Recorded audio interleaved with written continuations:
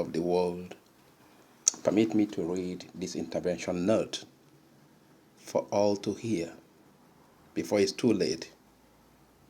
The title of this intervention note is Help Africa Bleeds, Cry from Afar.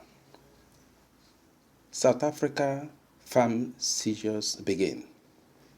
Chaos as first expropriation of white-owned farms starts, reached the headline of one of the mainstream media in the UK.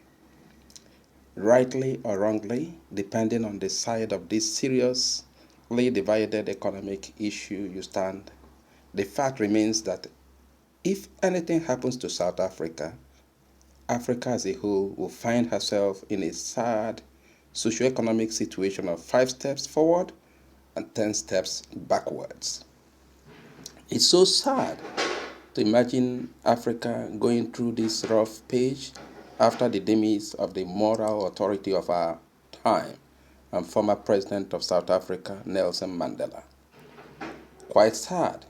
This is happening at a time one of Africa's great diplomats and smooth negotiator, Mr. Kofi Annan, has gone beyond to join some of Africa's greats.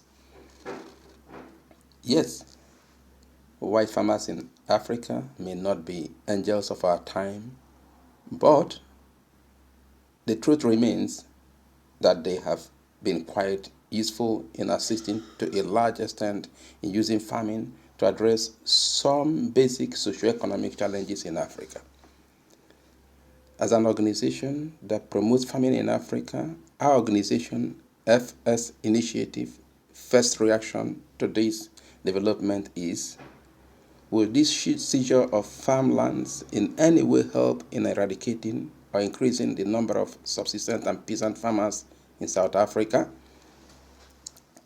As it seems obvious that this will rather trigger the increase of peasant farming, which is a pointer to increase in poverty, why don't we then think of another route to bridge this gap between the haves and have-nots, which is basically part of what the redistribution of land is all about, in addition to the correction of injustices of the past. We find this seeming internal economic policy of the African National Congress, ANC, government quite disheartening, given that FS Initiative has just gradually started a project aimed at eradicating subsistence and peasant level of farming in Africa. A painstaking exercise recently commenced almost with zero budget due to our extremely limited resources. The effectiveness of this information cum knowledge-based project can only be determined by uninterrupted peace and continuous economic progress in Africa.